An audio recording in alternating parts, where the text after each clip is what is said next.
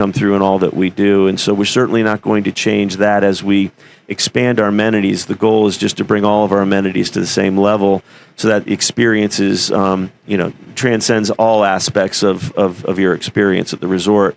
But we'll always be mindful. We want to be great stewards of the land.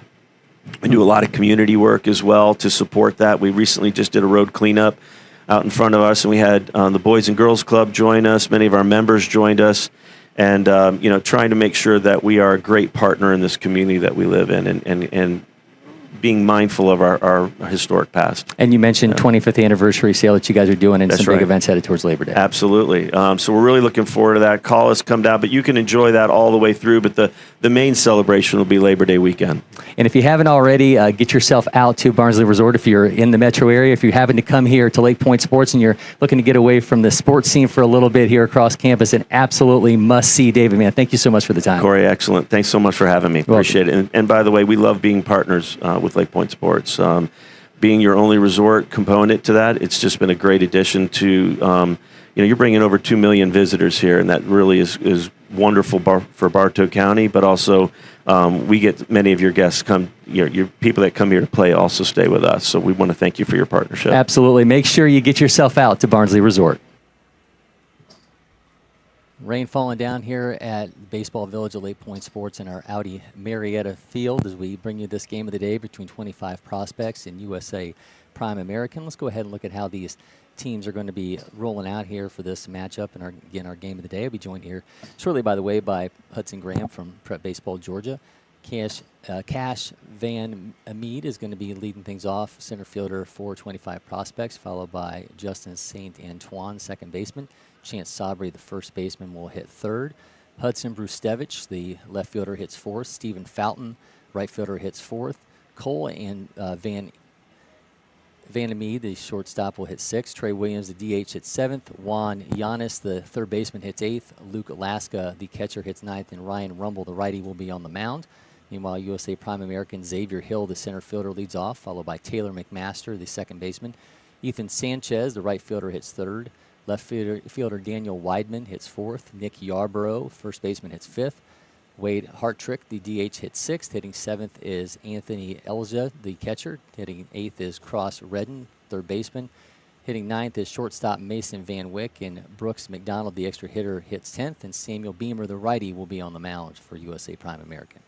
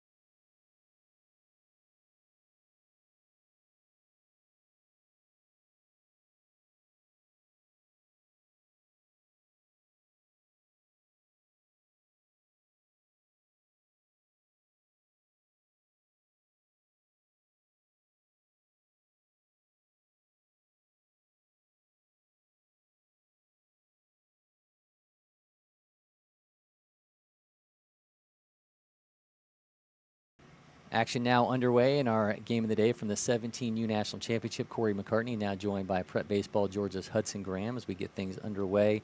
Have Cash Vandermeed leading things off for 25 prospects. We'll be followed by Justin St. Antoine and Chance Sabry.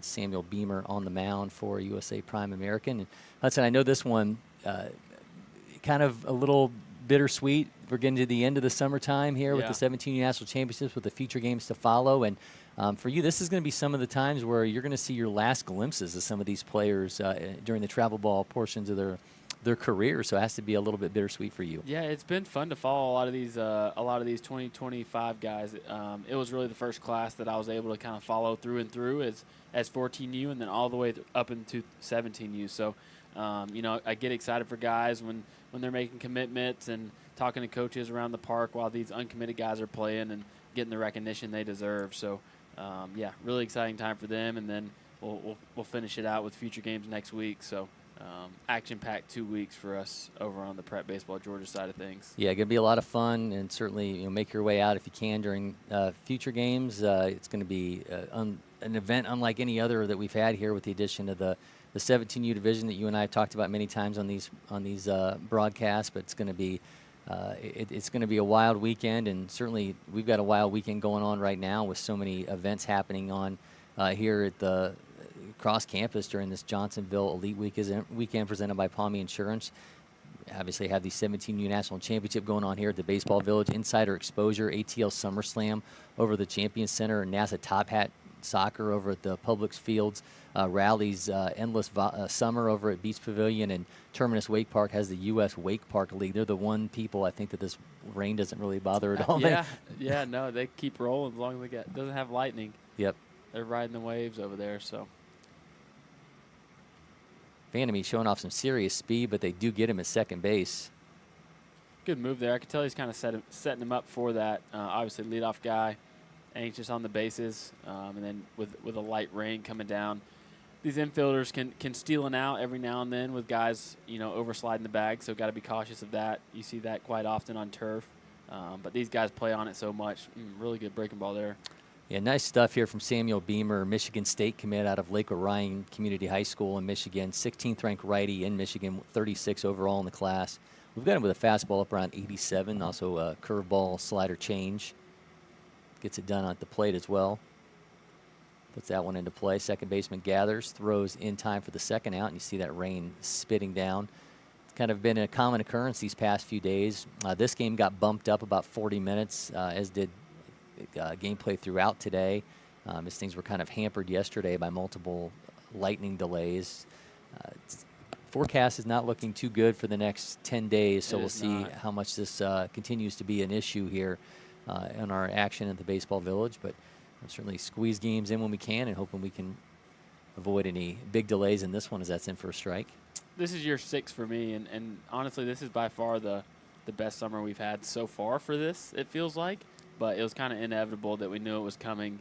But I mean, it's so odd because it's highs in the 80s every day. It's usually the really hot days, and then we get these pop-up showers. But it almost is like a fall time kind of weather system coming through. But hopefully we can roll through this light rain and maybe let the bad stuff kind of sneak under us so we don't get delayed too much. But Chance Sabry sends that one foul. Chance will be here for the senior feature games starting next Wednesday. We'll have workout day Wednesday, then gameplay on Thursday, Friday, and Saturday. Then the junior feature games will have their bracket play and championship on Sunday. Yeah, the level of the future games is really continues to elevate year after year. Obviously, I've seen 6. This will be my 6th one, so it's been awesome to see the evolution of everything from the jerseys and the players to the experience that they kind of get. There's so much going on this week. We got visual edge testing over in the atrium at the Champions Center. We got S2 Cognition out here with their mobile testing site, testing players. We even have a Major League Mindset, Jeff Geyer, over at Kennesaw holding lectures throughout the week. So it's been awesome to see the evolution of the future games.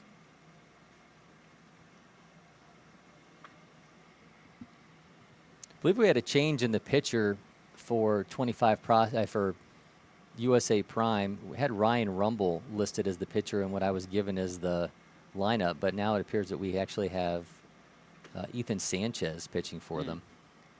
So I had a bit of a change. We'll still see Samuel Beamer, the Michigan State commit, when 25 prospects gets out of the field.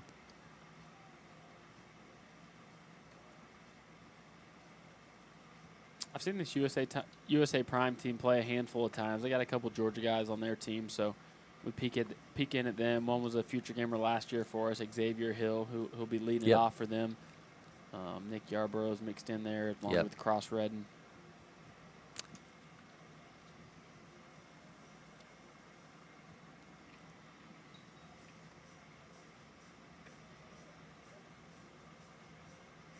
So issues a walk. Ethan Sanchez, by the way, a lefty out of Legacy High School in Colorado, number 7 outfielder in Colorado, 30th overall. Got him with a fastball up around 88, also changeup, curveball and slider. 2023 future gamer, 2021 junior future gamer. A little bit of confusion there when you have some pitching changes made between what you're given on the lineup. And I know there was some travel concerns amongst some of these players, too. I heard the 25 prospects coaches talking about a player that they had that was unable to make it down here because of these technology issues that, kind of caused all kinds of havoc across the country. And multiple, I think it was north of 1,200 flights I saw delayed yesterday by Delta.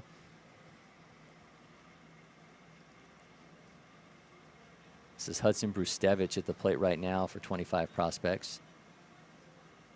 Brustevich, a Notre Dame commit out of Orchard Lake St. Mary's High School.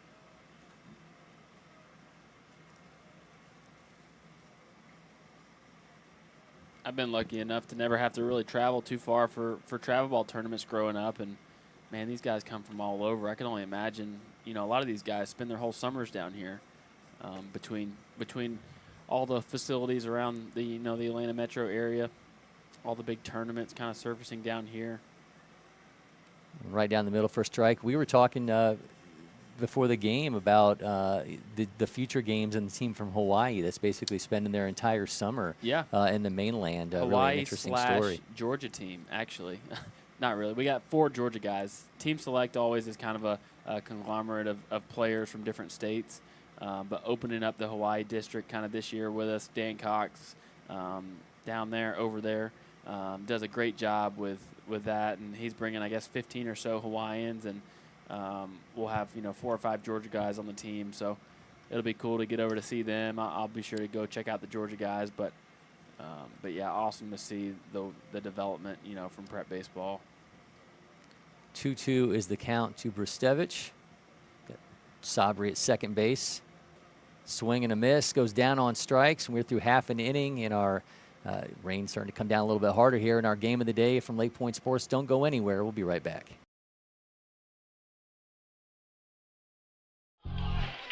So yeah, outrage is trending. Our feed's stirring us up, splitting us up. What if we came out from behind our walls and keyboards just for a sec and just go yard, front yard? Come out bagging, jumping, check on that Johnsonville feed. Let our individual flavors blend together. Yes, block nobody, block party. Keep it juicy.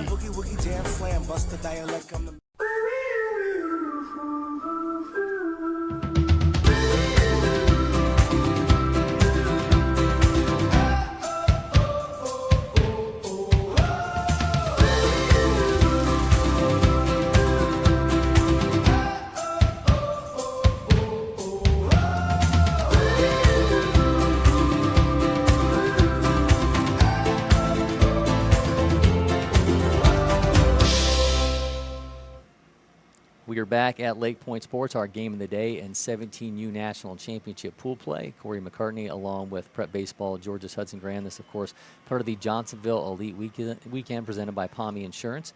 Get our first look at Ryan Rumble on the mound for 25 prospects. He'll be facing off against Xavier Hill, Taylor McMaster, and Ethan Sanchez for USA Prime American. So we initially had Ethan Sanchez slated for right field, but he ends up moving into the pitching spot. So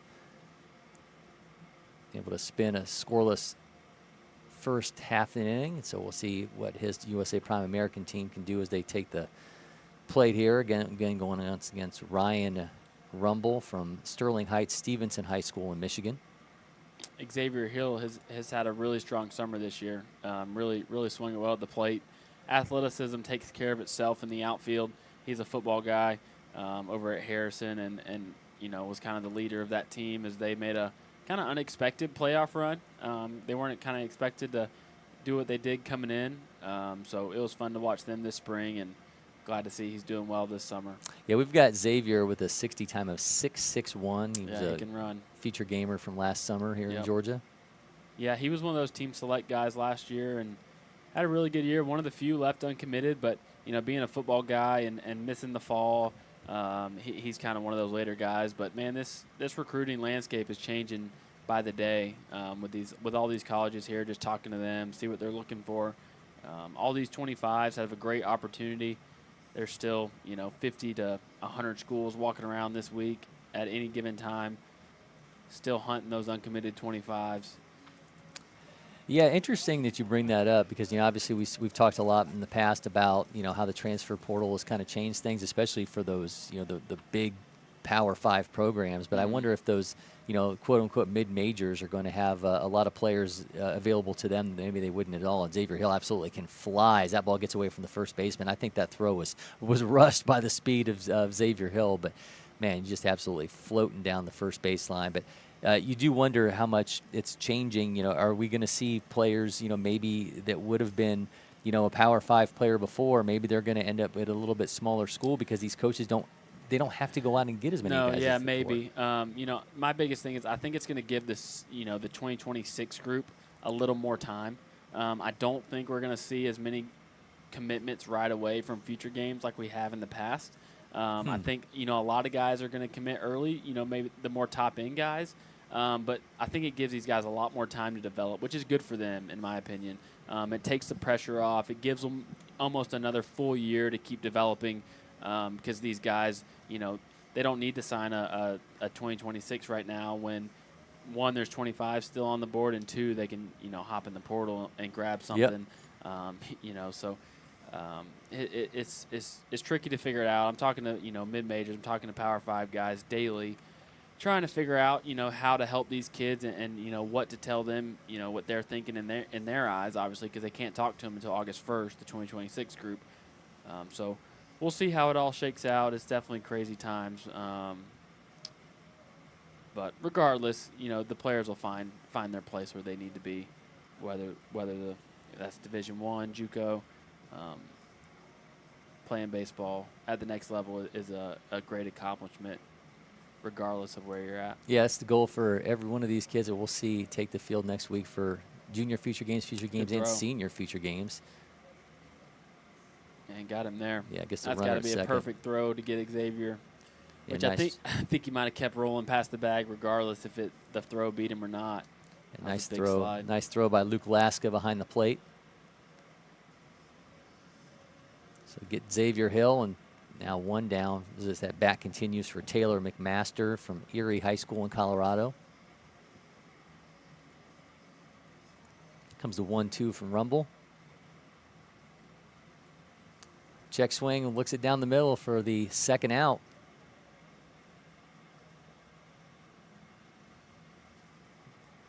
Here is opposing pitcher Ethan Sanchez.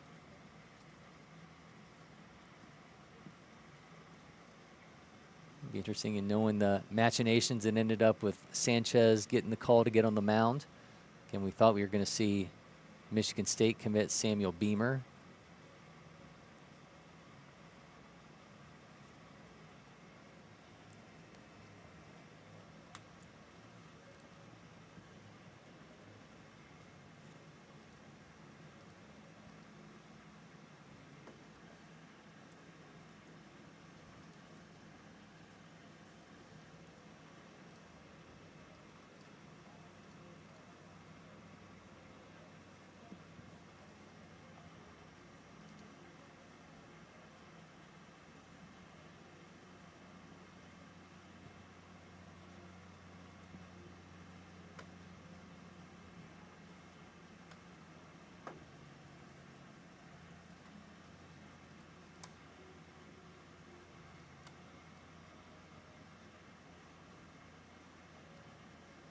That continues for Sanchez.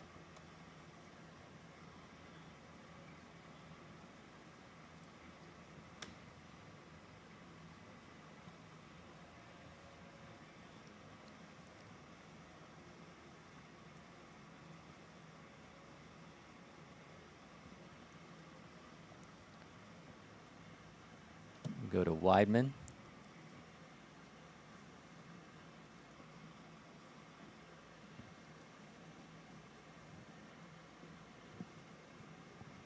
Daniel Weidman from Winland High School in Oregon. A little bit of technical difficulties during Sanchez's at bat. Apologize for that.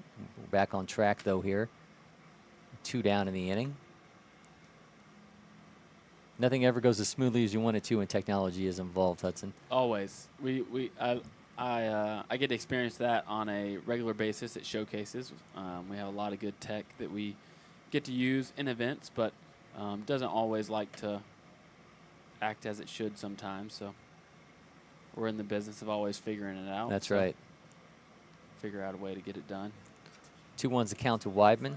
Should the inning continue, we'll see Nick Yarborough. Good pitch there.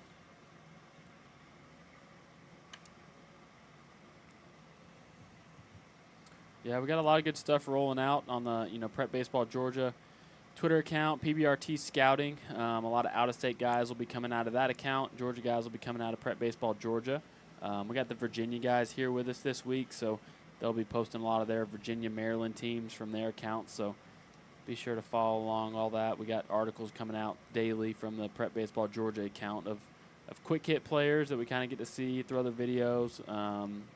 In an article, kind of get to see who did what for the day, and we just have at 12, or we already passed 12. Yeah, at 12 we had an uncommitted 2025 pitchers article come out that we had from the last 3 days. So a lot of good stuff there, a lot of good players all day, every day on these 8 fields. So.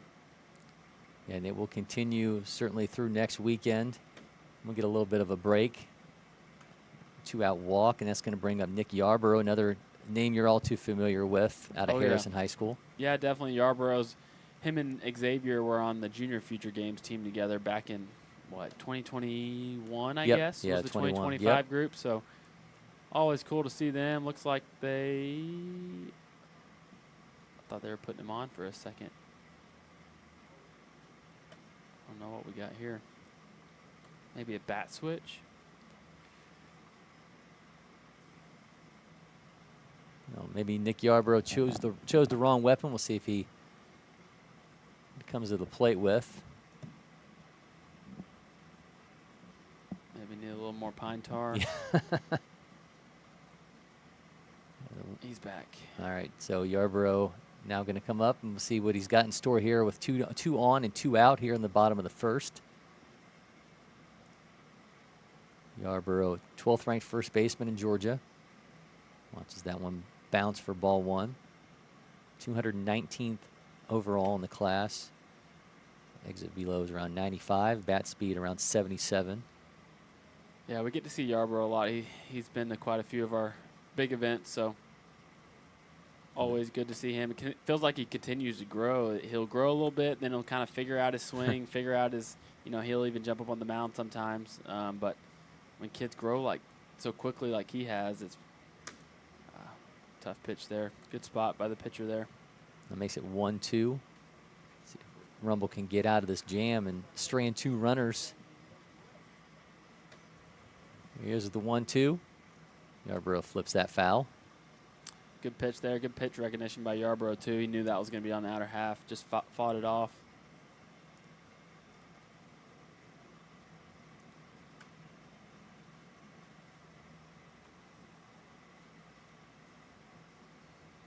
Rumble with the 1-2.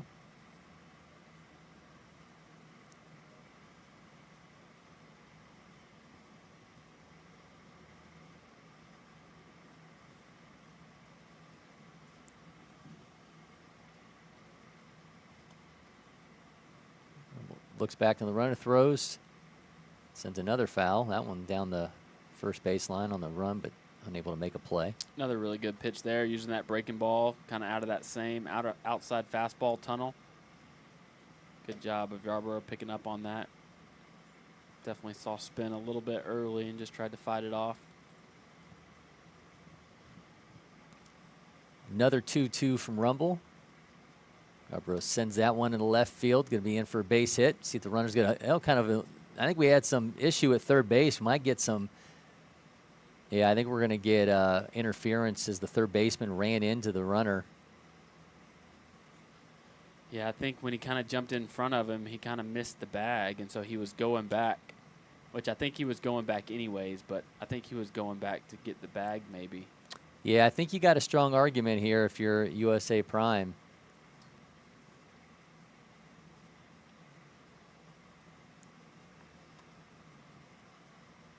Difficult maneuver there for both sides. If you're the third baseman, you're not watching the runner, you're watching the ball. Yeah, he definitely wasn't trying to get in his way, obviously, but it was just wrong place, wrong time, and runner kind of stumbled. That kind of got the interference, and like I said, missed the bag, was coming back. He was coming back anyways, but he needed to touch the bag. That's the coaches giving him his disagreement. Well, I think it was pretty clearly going to be an interference call. So we got USA Prime taking the early lead here, giving him that extra base. Got runner on first and third now? Yep, first and third, a 1-0 lead, and this is Wade Hartrick.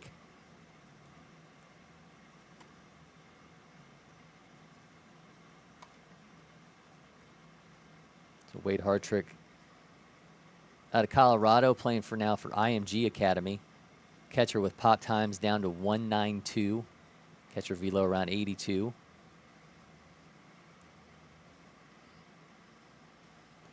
The words of wisdom seemingly continue here. I think we finally wrapped up our closing arguments.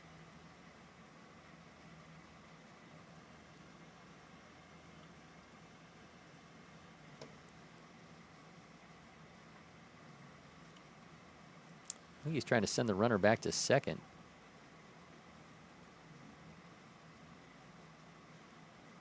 Yeah, I'm not exactly sure on that one. Obviously, the guy at third gets that base, but yeah, I would assume that goes. I thought everybody advanced on a. Maybe on interference. Everybody advances one. Can't remember on that apparently not. So we're going to have him at first and second with 2 down and Hartrick at the plate. Sends that foul. Again, Hartrick, IMG Academy player out of Colorado. And with exit velos just around 100. That's still somewhere I've never been yet. There's a handful of tournaments that PBRT will run down at IMG. Well, that one's going to get past the second baseman. Looks like he's. Another run's going to score, so Wade Hartrick comes through with a tough play at second base in this weather. Try to make that diving play and end up sliding a little bit more than you think you're going to, and that results in USA Prime American taking a 2-0 lead. Now we have a coach making their exit. I guess he wanted to voice his opinion a bit more. So the prospects will be down to coach. All right, that's our first coaching ejection that we've had on any of our broadcasts here for 2024. So mark that on the bingo card if you have one. We got our scoreboards a little bit behind on everything going on right now. So we go from Hartrick to Anthony Elijah.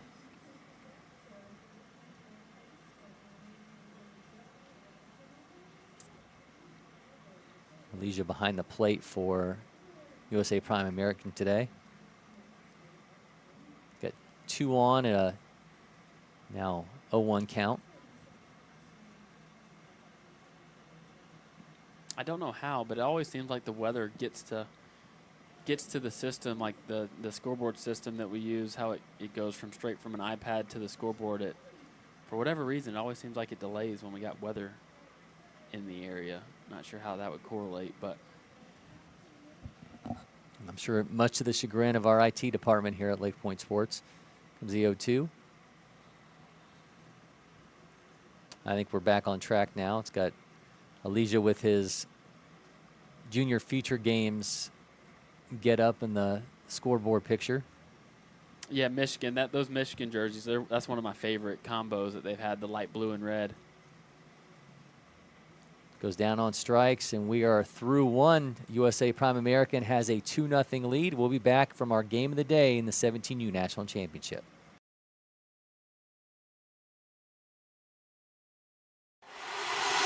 Next. Next. Stop. You got it? No. Keep going. Again. Next. Next. If you don't pick one, Oh, you have time. Am I keeping you from your job?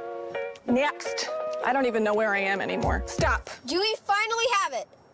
Let's go back to the beginning. Are you Your joking? electric future customized. The fully electric Audi Q4 e-tron.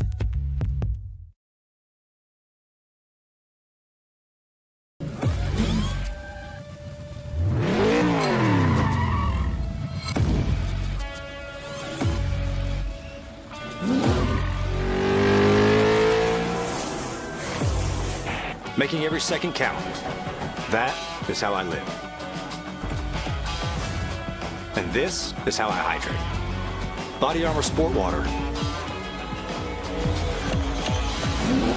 Water for the athlete in all of us. This is ready to go online. Any questions? Yeah, I got one. How about the best network imaginable? Let's invent that. That's what we do here. Quick survey. Who wants their internet to work pretty much everywhere? And it needs to run smooth, like super smooth. Hey, should you be drinking that? It's decaf. Because we're busy women. We don't have time for lag or buffering. Who doesn't want internet that helps AI do your homework even faster? Come again? Sorry, what was that? Introducing the next generation 10G network, only from Xfinity. The future starts now. Here into our second inning of our game of the day from the 17U National Championship. This part of the Johnsonville Elite Weekend presented by Palmy Insurance. Cory McCartney along with Prep Baseball Georgia's Hudson Graham. Had an eventful first inning there. We see 2 runs on the board for USA Prime American. We see a coach get ejected, and now we'll see what we've got for the second inning as the rain continues to pour down, and we see Ethan Sanchez in a new ball. I think grip is going to become an issue as this game moves along. Yeah, definitely. I've had my share of those running the tournaments here since 2019, I guess, 2020. So been in that situation, been on the coaching side of it. I don't think I ever got thrown out of a game coaching a little travel ball back a few years ago, but I've been on all sides of it, so I get it from the umpires, I get it from the coaches, I get it from the parents. It's a tough job all the way around. So Stephen Fountain at the plate for 25 it. prospects, and he's going to make this trip down to first base. We've got Stephen Fountain listed at 6'10". He was on the mound. I got him on the mound actually a couple days ago, uncommitted left-handed arm, and it looked very intimidating. Could you imagine the extension metrics on yeah. somebody that big? I mean, that ball has got to look like it is just absolutely on top of you when it comes out of his hand. I'm sure it feels like a golf ball in his hand as well. But he looked good. He had a good game. I watched this prospects team a little bit, I guess 2 days ago maybe. Yeah, Fountain standing at first base now, 14th ranked right-handed pitcher in Michigan. He's going to give way to Cole Vandermeed. Both the Vandermeeds were here for the future games in 2023 and the junior future games in 2021. They will both be back for the senior future games next week. I feel like the clouds may be breaking up in the distance. We got a little more light peeking in, so maybe this will get out of here for a little bit. Had a game a couple weeks ago when the rain fell down. We ended up having a community towel on the mound that the pitchers were able to at least dry their hands off a little bit. Certainly becomes an issue when you start thinking about the secondary stuff and what you're able to do with it as that's in for a strike. Yeah, it's always a tough situation for everybody. You know, we don't want to be, sure enough, you know, we get delayed with the lightning when it's not raining, and then we won't get delayed when it's raining. And it's kind of in that in-between kind of steady downpour right now where it's not too bad for these guys. But I know they're here to play. They want to get after it with all these college coaches here this week. Yep. So a 1-2 count to Cole Vandermeed, the 4th-ranked shortstop in Michigan in the Class 23 overall at Brother Rice High School in Michigan. I think Xavier and Nick squared off against these guys. We played Michigan, I think, that year in the junior future games in the semifinals, I believe. They always bring a really good team to the junior future games. 1-2 count to Vandermeed, who will be followed by Trey Williams and then Juan Giannis.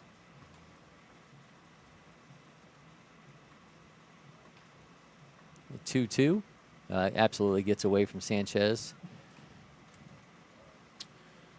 Yeah, I think here, if I'm Sanchez, left-handed pitcher, I think I'm pounding the zone with that fastball, trying to keep it down in the zone. Hitters are obviously having a little bit of a tough time too, hanging on to the bat. So I don't think the swings are going to be as powerful as they typically would be. So forced contact here, especially with wood bats. Gets a plate. Strikeout. Nice job by Ethan Sanchez bouncing back and gets a strikeout of Vandermeed to start things off. And now here comes Trey Williams, the DH. Williams from Grand Blanc High School in Michigan. Second-ranked catcher in the state, 48th overall. 23 future games. That one completely gets away from the catcher as it sails high and runner takes off for second.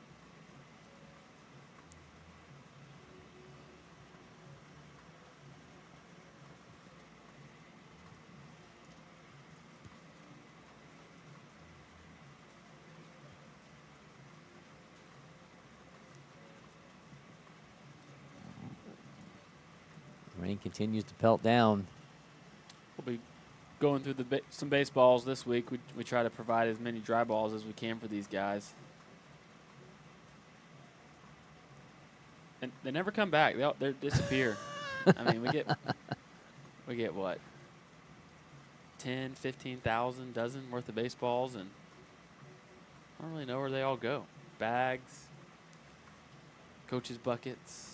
I think we should put it out on social. We should see how far away from LakePoint Sports these balls wind up. Let's see the furthest reaches of the earth that these balls wind up. The logo hangs on for a while, but luckily on the turf they have a little bit longer life. Get a 3-0 count to Williams. Again, Juan Giannis in the on-deck circle. Stephen Fountain at second base.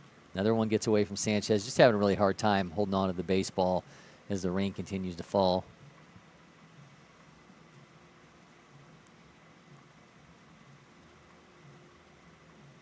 Yep, coaches are going to get the buckets filled up today as the umpires toss off the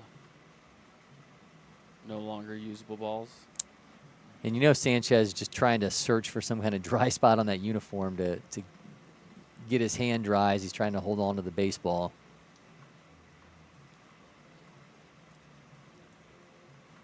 It's raining harder and harder. Another one sails on him.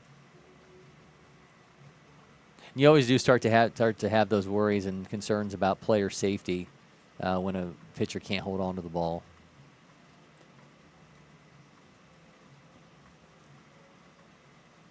There he is for a strike. You almost want to tell your guy just to take a little bit off and just get it in the strike zone. As you mentioned, the swings may not be what they usually are, so just allow him to put it in play and make something happen. It sends that one foul. I feel like this may be the hardest it's rained yet. Yeah, I'm thinking it might be sneaking through. I'm sure our tournament guys are keeping an eye on it. See what we got coming through. I know it's been a hard time on them with schedule changes and notifying coaches and players of when stuff's moving around. Offsites, not having the offsites today is going to hurt as he tries to go with a breaking ball. They're still able to have Highlands today? Or? Yeah, I think I saw Highlands still on there. I know they had North Cobb Christian at some point, so I'm sure they're still playing over there because they're turf infield. But yeah, lucky enough, we got Georgia Highlands, really nice junior college facility down the road, so I'm sure they're still playing over there. The 2-2 swings through it for the strikeout. Ethan Sanchez gets his second K of the inning.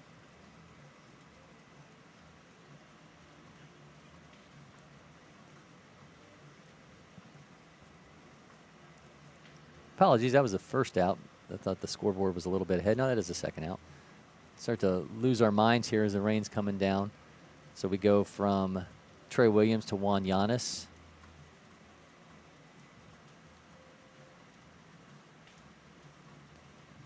Juan Giannis from Southgate Anderson High School in Michigan, 8th ranked shortstop in the state.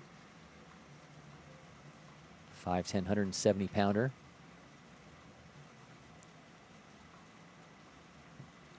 Pulls away as that one comes in on him.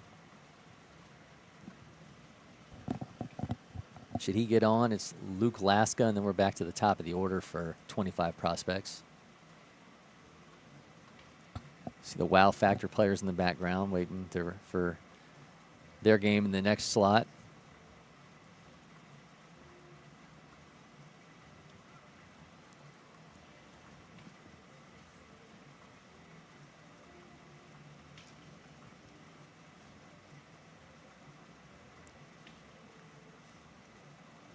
The 3-1, that gets away from him. Runs it to 3-1. Our scoreboard being a few seconds ahead can sometimes play with your mind.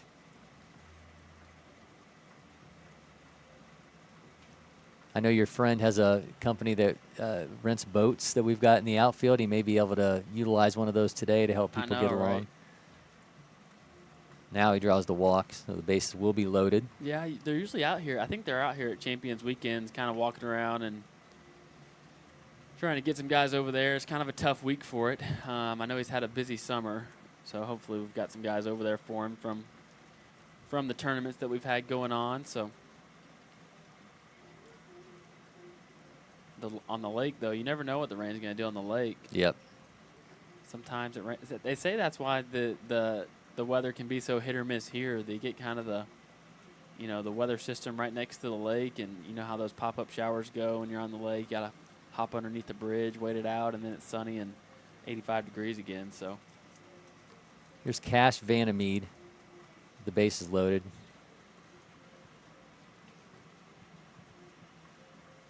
.25 prospects searching for that first hit and trying to get it with the bases loaded and 2 down here in the top of the second, trailing 2-0 to USA Prime American.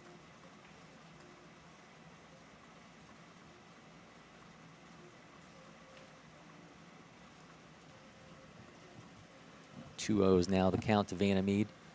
Yeah, this may be a situation where we talk about, maybe a back pick somewhere, try to sneak that in, which kind of risky with the ball being wet, though. But just having a hard time, like you said, getting a hold of it. But 2-0 count here. Hitter's probably looking to do some damage with 2 outs, and same thing, we're trying to get one in the zone. Yeah, the leadoff hitter out of Brother Rice, top-ranked outfielder in Michigan, 15th overall in the class. Like his brother, 2021 Junior Future Games, 2023 Future Games, and back next week for the Senior Future Games, trying to get US 25 prospects back in this game as he watches that in for a strike. I need to check in. I wonder if we've had anybody go Junior Future Games, Super 60, All-American game. Probably not yet, but that could be that's kind of our 4 big marquee events. I'm sure we'll have some guys start doing that here in the next couple of years. But All-American game being brand new last year, I'm sure we haven't had somebody do that yet, but I'm sure it's coming. Maybe we can get a Georgia guy doing that. That'd be pretty cool.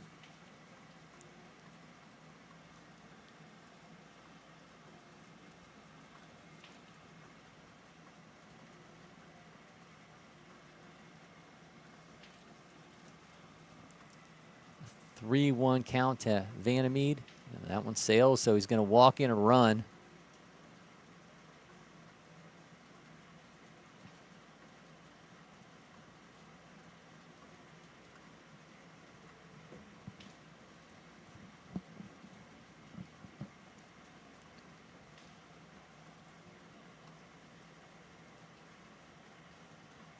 Yeah, so we actually had, I remember this, Jace Lee out of Indiana was a 2020 Junior Future Gamer, and then he was a 2022 Future Gamer, and then he went to Super 60, and he was a Prep Baseball All-American last year. Nice. Yeah, if I had to guess a state, I would have guessed Indiana or Illinois had one.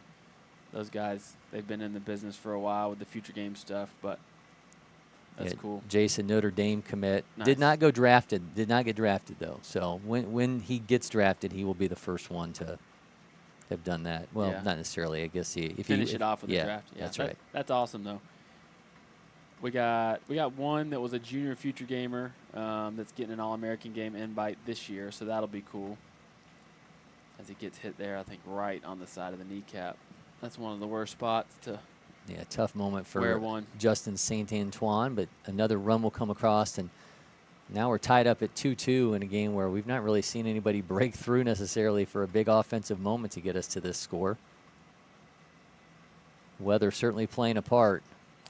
Yeah, it's just in between that soft rain and like hard rain, and it's just uncomfortable, I know, for a lot of these guys. That sun continues to peek through, so hopefully this will sell, get out of here soon. I feel like we need to get a additional screen up that shows the local weather radar. I don't have a weatherman handy for us to cut to, but can tell, stick our head out the window and give you some eyewitness weather that it is raining. It is.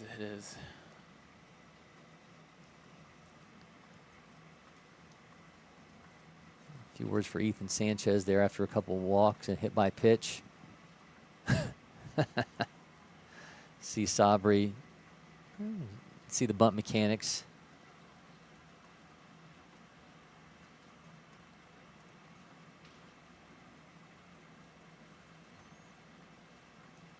Chance Sabri from Dexter High School in Michigan. Trying to keep an eye out over here. We got a Georgia team about to get rolling on 13, but looks like they're having a bit of a delay in between games. Good for me. I can hop over there after about another inning. Chance Sabri, another name who will be here for senior feature games next week. 6'3", 205-pounder. Yeah, and just talking to the coaches, they're really excited about the senior future games. Just with the way things are, they're still trying to, commit some guys in the 25 class, and we're bringing them all to the same, all the best players to the same spot. And over there on field 16 for 3 days straight, you'll get to see uncommitted 25s after uncommitted 25s. So really excited to have that age group this year. Another one gets away from Sanchez, makes it 2-0.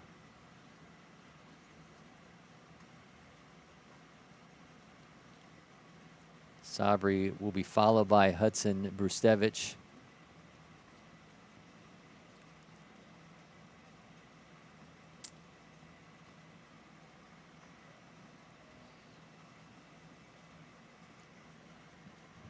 .51 pitches so far for Sanchez as we're into the second inning. And these games are a bit shorter, hour-and-a-half time limit, just with all the rain and additional games being played here at LakePoint now, with the offsites getting unplayable due to the weather. So speeds up the game a little bit, but yeah, obviously a lot of schedules had to be moved around there for you guys not having those offsites and trying to cram everything in. And we'll have this going into the beginning of bracket play on Monday, and then we'll have the championship, semifinal, and final on Tuesday. Yeah, if I'm guessing, I would say there's going to be a few more games on Tuesday besides the semifinal and championship, just to allow some games to be played on Monday that aren't getting played is my guess, but we'll see what happens the next couple days.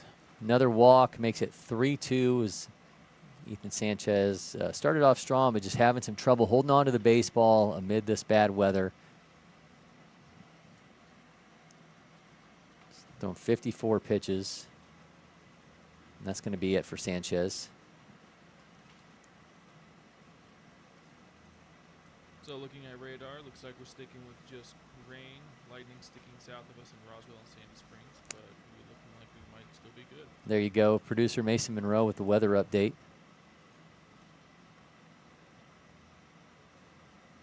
So hope on the horizon. We'll see if it's the same thing on the mound for USA Prime American as they now will turn things over to, don't have a number 1 listed on our roster, which is always another interesting. And this will be finally Samuel Beamer. So they had 2 number 1s on their roster, and so Samuel Beamer will become number 1. And this is the Michigan State commit out of Lake Orion Community High School. Talked about him earlier when we thought he was on the mound, but it was Ethan Sanchez. We were given a lineup pregame that had Beamer pitching. Now we're finally going to see the 6'3", 190-pound righty.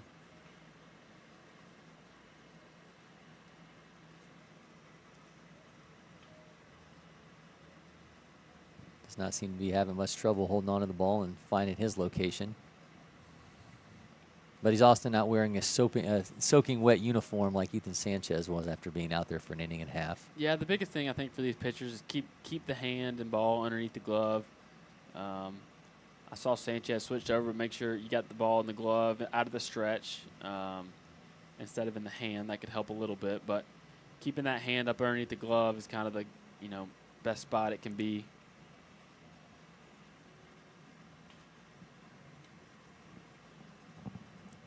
Talking about great matchups, we are going to have one right here when you've got a Notre Dame commit, Hudson Brustevich, going against Michigan State commit, Samuel Beamer. Probably won't be their last matchup. No, I would think not. Exit velos right around 100 from Brustevich. Got a fastball teetering on 90 for Beamer.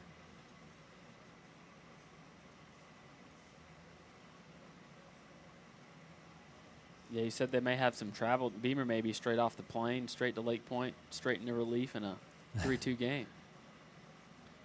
Hopefully got himself mentally warmed up, as he obviously not able to then go through his typical pregame routine. The rain is lighting up. It is just a sprinkle, I think you could say now. You could call that. Some good signs there for everybody. Well, this being Georgia within an hour, you won't even know that it rained. 2-0. That is in for a strike. Good pitch there, 2-0.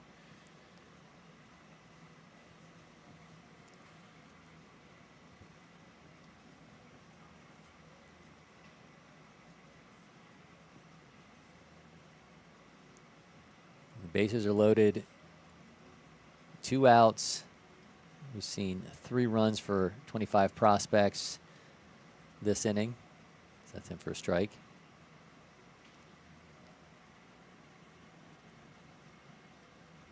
Combined 5 runs, but we're still waiting for that big offensive moment. We'll see if Hudson Brustevich can deliver it here with the bases loaded in a 2-2 count. Skies that one down the left side. He's going to be able to make a play on that. It's going to go foul.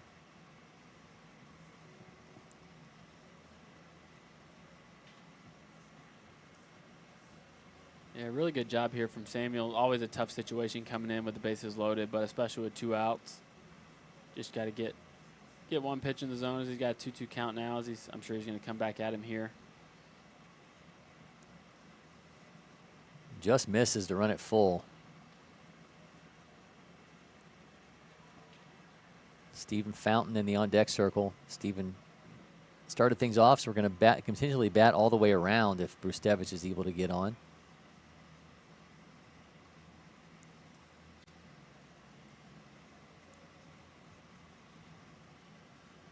Pump of the fist from Brustevich is going to see a run scored via balk. Not sure Beamer knows exactly what he did wrong.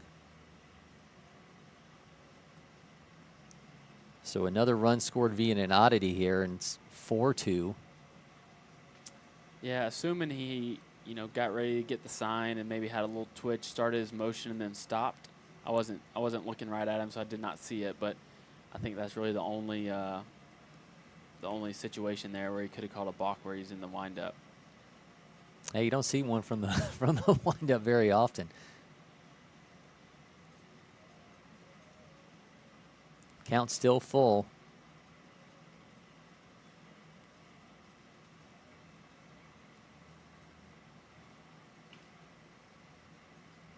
Beamer delivers, and that one gets away from him, so we're going to have another walk play at the plate. Not going to be in time, so another run's going to score, and just a crazy topsy-turvy turn of events here as we've had 5 runs for 25 prospects in this inning as we return to Stephen Fountain, who led things off and got hit by a pitch to start things off.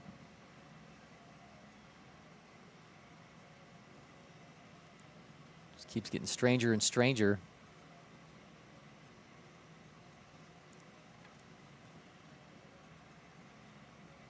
Yeah, 5-2 game now, still within reach for USA Prime. Prospects are going to have to play in this same weather. Not as hard, unfortunately, but it's just kind of part of it there. Fountain's seen 2 pitches and got hit by both of them as he makes his way down to first base, and bases are going to be loaded again. Yeah, first base coach over there having a look at. But I mean, he might be. I mean, did he have a verified check mark next to that on the Prep Baseball site? We do height and weight now, so we can verify that if you come to a Prep Baseball showcase.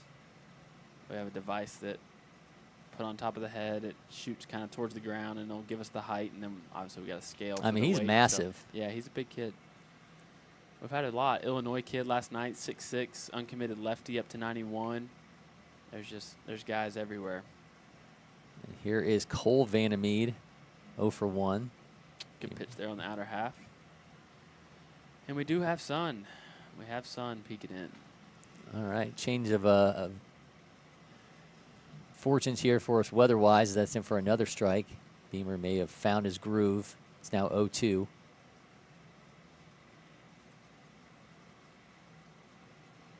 if we can get out of this and leave the bases loaded. Good block there by the catcher. I know it gets tough. I've been out there for a while, and he's had to endure this weather as well.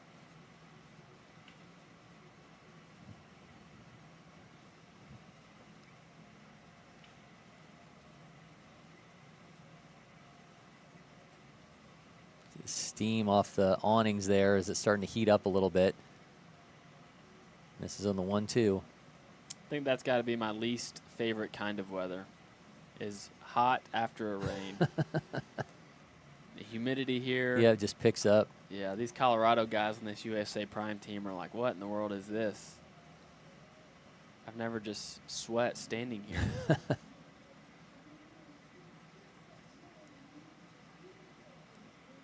Yeah, I wonder how their breathing is with the the humidity coming down, elevation. I know I've been out there quite a few times, and it'll get to you at times for sure, especially up in the higher elevations. But I wonder if they struggle with the humidity. And yeah, we always hear it on the flip side, right? With everybody going to Colorado and having problems. Looks like runner held there. So the count is full to Vandermeed. Trey Williams in the on-deck circle. Bases are loaded. 5-2 is the lead for 25 prospects. They have scored 5 runs in this inning.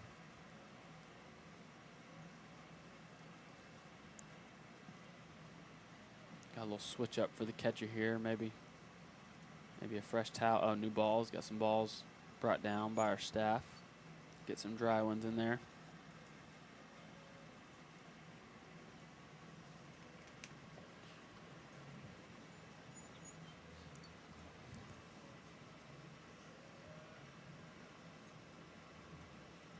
(3-2) swings through it. Beamer gets a strikeout, leaves the bases loaded, but 25 prospects lead 5-2 as we move along in our game of the day from the 17U National Championship.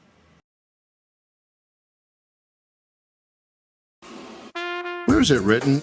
Only grill burgers? Nowhere. That's where. Now throw on some sausage. And keep it juicy. Boogie, woogie, jam, slam, bust the dialect. I'm the man in command. Come, flow with the sounds of the mighty Mike.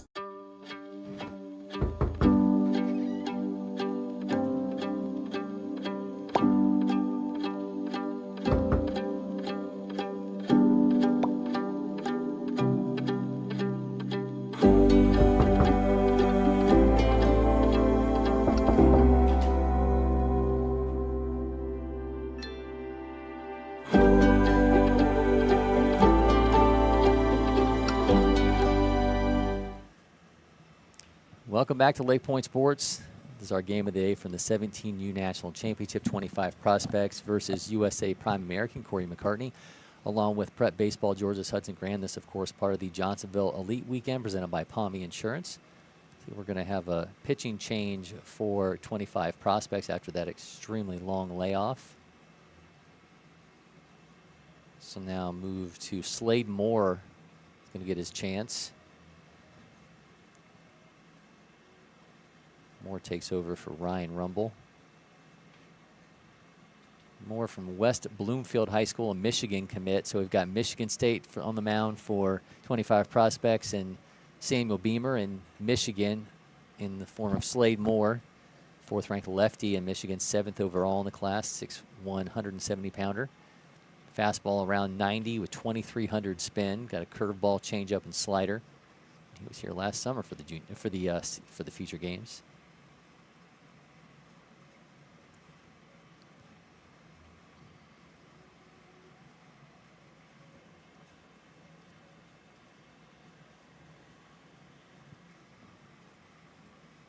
Final warm-up throw, and we will see what Slade Moore has in store as his 25 prospects team now leads 5-2. Yeah, nice and easy warm-ups there. Yep. Now we get a look at Cross Redden for USA Prime American. Talked to Cross for a few moments before the game. Did some stuff back in the day with Cross when he was playing for 9th inning Royals. He's grown up quite a bit, 6'2", 295 pounds now, and exit velos into the 90s.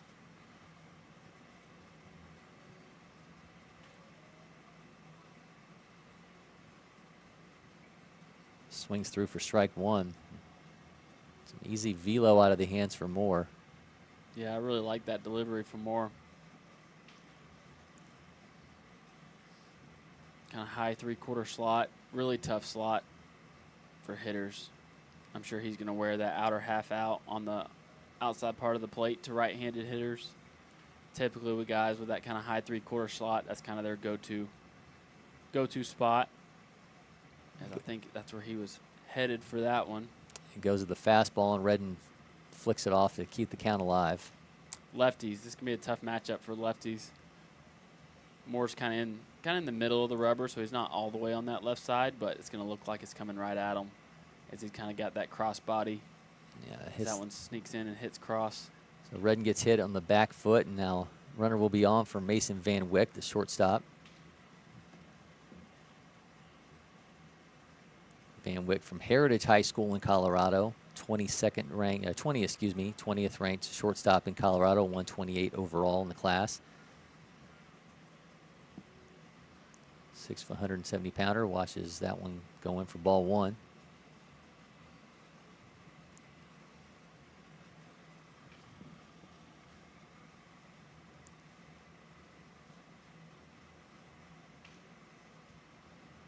Swings through for a strike.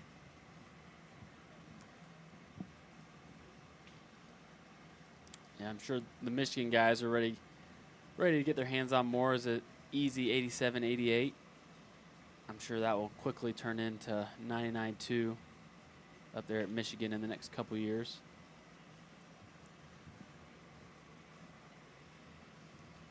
He's got a 2-1 count to Van Wyck. Cross Redden standing at first base after getting hit by a pitch. Another miss makes it 3-1. After Van Wyck is Brooks McDonald, and then it's the top of the order for USA Prime American.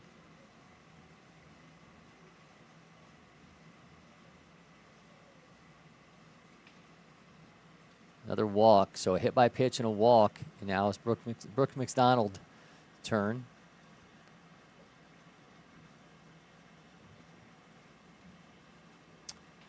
Yeah, it looks like USA Prime's going to have a chance to get back in this game.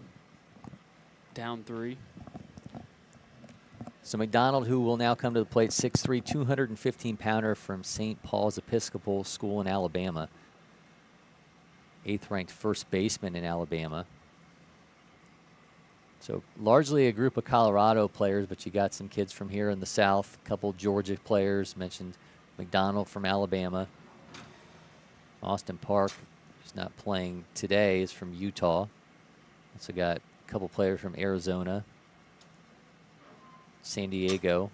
Yeah, originally USA Prime, they were kind of a Colorado-based team, and then they kind of turned into a national name, and now their national team, it's guys from all over the country. They kind of have a southeast kind of division now, and they'll have a couple other regional USA Prime teams, and then they partner up with the Detroit Tigers to do their scout team. Cannon Golden, Georgia kid, Ole Miss commit is on that team, on that national team. So yeah, they actually had Cannon listed on this roster as well. yeah, I'm sure it was from MPI. He played, I think, the first couple games at MPI with this team back in June, before I think he went off to a USA tournament with the main USA Prime team, or the USA Prime national team. So hard to keep track of these days. There's so many. Wow Factor standing. They were standing back, or they're still back there in the background. There's 3 or 4 of those here this week from different parts of the country. So McDonald shows bunt on the first 2 pitches. Count is now 1-1. Yeah, it looks like Moore's just, he's kind of has that cross body, high 3/4, right foot kind of lands over on the left side of the mound and, gets that cross body, but sometimes it kind of cuts on him, that fastball, kind of like it did there. He's just kind of getting around it. Just kind of have his catcher set up outer half here. Think outer half with that, and should be able to get it back in sync. He's got a 2-1 count to Brooks McDonald. There it is. Yeah, that was kind of middle for the hitter there, but kind of what Moore probably needed to get him back online. Still at 86, that's a tough pitch to hit, even though it is kind of middle. It's got good arm side run on it, so tough pitch to get to. 2-2 sends that back foul. Looks like he went with a slider there. Still searching for his first out. Had a hit by pitch to Cross Redden, who's standing at second base, and then we saw a walk to Mason Van Wyck. The rain has stopped for now, so got him chasing there. Good fastball up. Still, even a pitch like that, it's kind of starting at the top of the zone with the kind of run he has on it, but got him swinging there as we're back to Xavier here. So McDonald's goes down on strikes, and you mentioned Xavier Hill, and man, absolutely saw him fly down the first baseline. Yeah, I'd say that was probably sub 4.0 down the line, and that's moving. I had him at a 4.1 the other day, but he got down there in a hurry.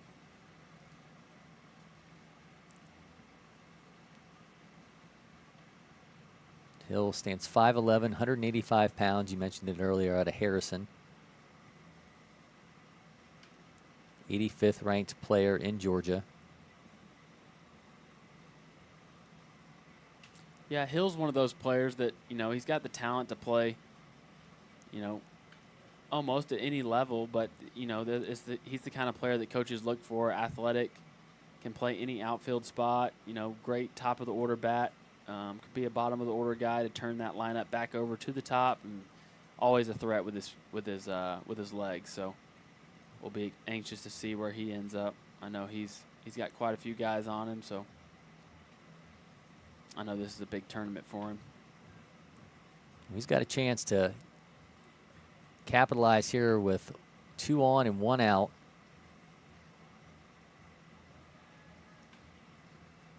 Pulls back, as that seems to be the pitch that Morse had the most trouble with as he's trying to go in on righties. Yeah, it's tough. That's a tough pitch to get to as a lefty. Is that inner fastball to a right-handed hitter? But good pitch there. Good swing by Xavier. Kind of fastball in the outer half. Count is full.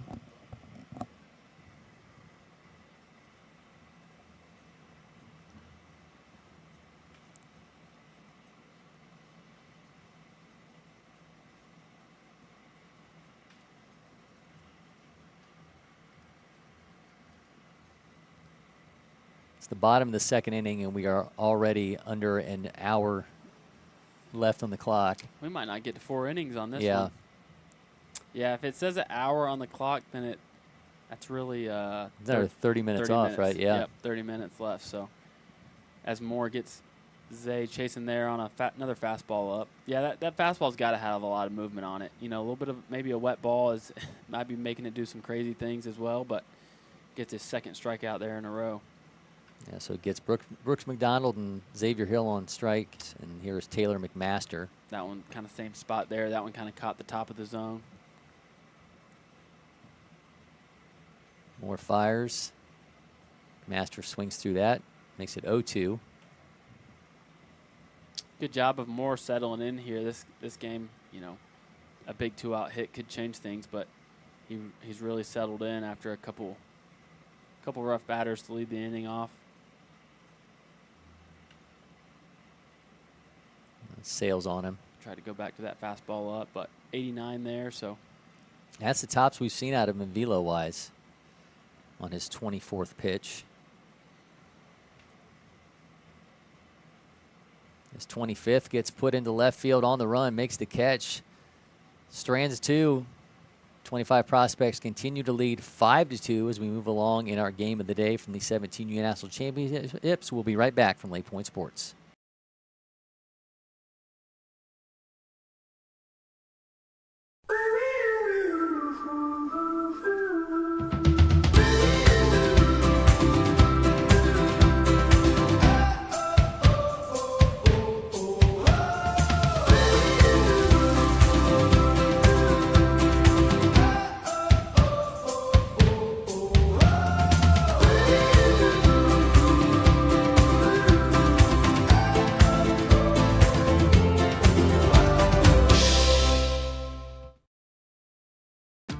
The Windscreen Factory, more than just windscreen. We're a full-service sports facility contractor. We manufacture windscreen for sports and construction, do fence repair and installation, and fabricate field netting and batting cages. In addition to manufacturing the products, we also install upon request. We make safety padding for backstops, rails, and walls, as well as full-service print shop with logo, branding, and signage capabilities. Please call us for a quote today. On to the third inning in a slow-moving game of the day from the 17U National Championship. And has not been a lot of action despite the fact that we've got a combined 7 runs. It was a bit of an oddity there through the beginning of things, but we've now seen Slade Moore, the Michigan commit, come on the mound for 25 prospects. Michigan State commit Samuel Beamer now for USA Prime American. And it feels like the action is most certainly ticked up when you talk about what the level of pitching that we're seeing in this now, Hudson. Yeah, I was about to say the same thing. We got a good pitching matchup on our hands now. I really like both these arms, both for prospects and USA Prime. So we'll see what these hitters can do. It's, like I said, kind of in a lull early to start the game with all the rain, and now it's cleared up, and both these pitchers are ready to go now. So this is Trey Williams. He will be followed by Juan Yanis and Luke Alaska.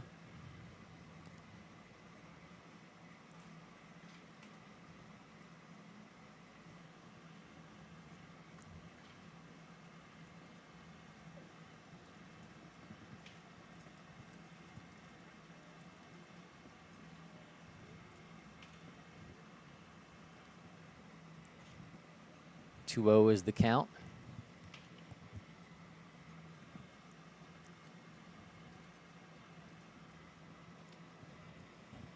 It really is. We've mentioned it many times, looking forward to what unfolds next week with the future games. And I know it's kind of, I don't want you to play favorites with the roster that you've been spending so long put together, but you've got a lot of guys on there that are known both within the state of Georgia, known nationally. If you had to look at a guy on your team and thought, I think that's a name that people aren't talking about right now, but I think they will be after future games, who are some of those players?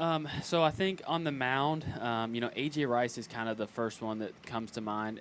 Guys have known about him, but, it keeps ticking up on the mound. It's 88, 90, touching 91 now.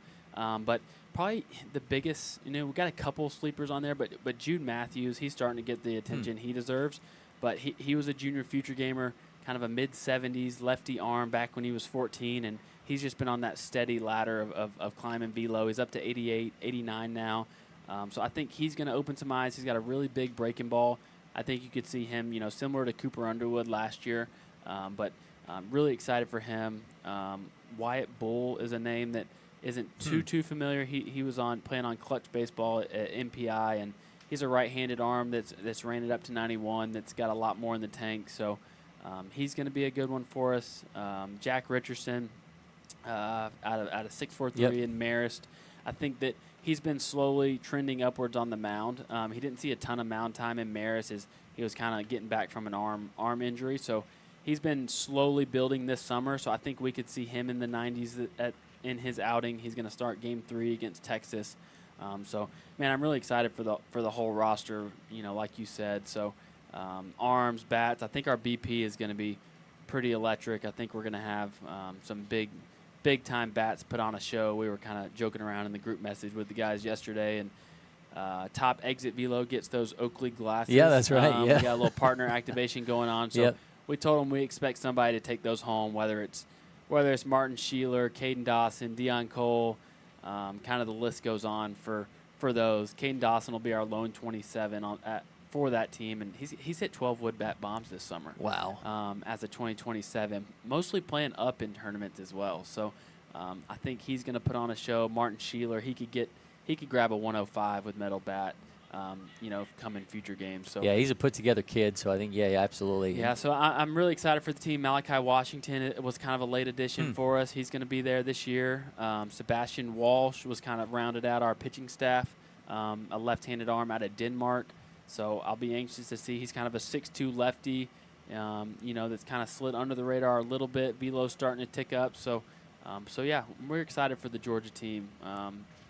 14U guys I always get excited for as well, so should be a great week all around. This is Luke Laska at the plate. Gets hit on the elbow. Yeah, I think it's going to be, one of the interesting things, given the nature of recruiting now, you can look at your top uncommitted players in the state and just say, that's my future games team. Yeah. But I think the fact that you can mine it a little bit and try to find those guys that maybe you think aren't getting the attention or you think could really pop, I think that's really going to be a fun thing for you guys to see what they do with that platform. Yeah, that's one of the biggest things with that 2025 group last year. First time picking the team, first one I go to is Eston Simpson, who didn't have a single offer, before the rule hit. So coaches were allowed to talk to him, and then when that rule hit, they weren't allowed to talk. So he hadn't heard from a single college coach up until that. He was 84 to 86 in February. That year, and he comes to top prospect games. He's 86, 88, comes out to future games, goes 6 up, 6 down, up to 89, 6'6", commits to Clemson, gets future games MVP, and the rest is kind of history there. He's going to have, pro scouts at every single one of his starts, coming up this spring. So definitely got to try to find some more of those guys. The 26 class I've been on for a while, and then next year the 27s. I don't think there's really not anybody connected as that bat goes flying. Yeah, Cash Fan me had a really hard time holding on that bat. I wanted the exit velo on the bat, not the ball. Yeah, that thing just shot out of his hands. Yeah, the 2027 group next year will kind of have our pick. I don't think there's a single kid committed in that class. So all eyes will be on us to pick that team and put that team together well. So I'm excited for that group next year as well. Enemy doesn't want that one. 26s, we had a few kind of top-end arms, that had been committed for a while. Matthew Sharman, Colin White, Ty Tillery, some of those names. So definitely had to dig in and do some work on some arms, but I'm excited the way things came together for the pitching staff. Loses another one. It's like a instant replay as a second bat goes flying out of his hands. Yeah, a lot of times when the bat and gloves get wet, you're almost better off just go bare hand. Go bare hand with that grip tape on there. Usually it doesn't get too bad, but he needs that stickum stuff like that they used to in football that they used to spray in their hands. Throw that on there. Yeah. Some Spider Tech.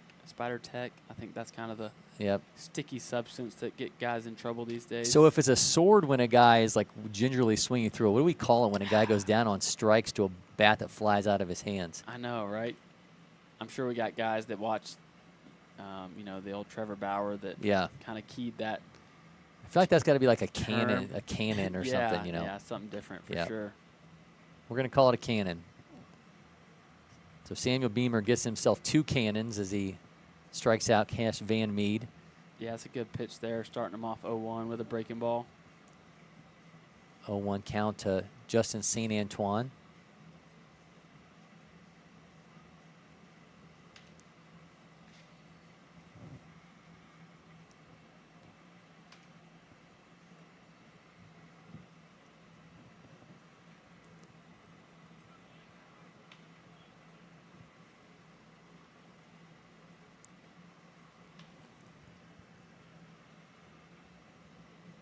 Two ones the count.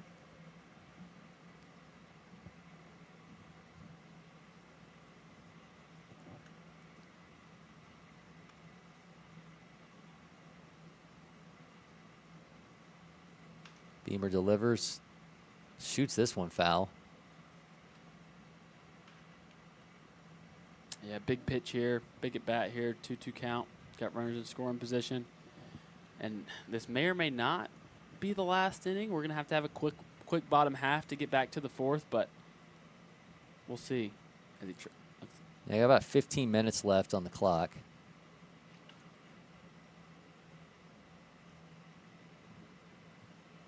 Yeah, we need to come up with our own like rain Savannah banana ball. You know, when we get all this rain. That's right. We just kind of manipulate the rules and get through these games, make it fun for the players, let the coaches see what they need to see. I think we could spend the off season working on that. He Got got him himself there. a sword there, so Yeah. got himself 2 cannons and a sword. It's a nice job by Samuel Beamer. 5-2, though, is the lead for 25 prospects. We'll be back from LakePoint Sports.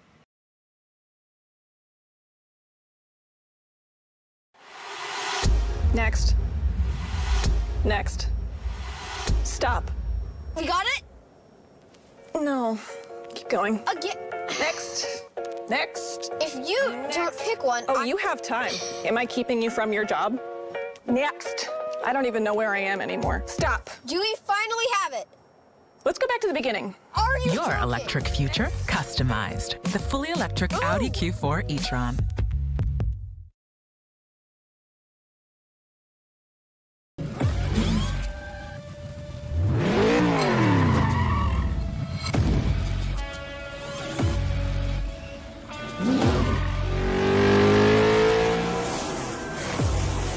Making every second count.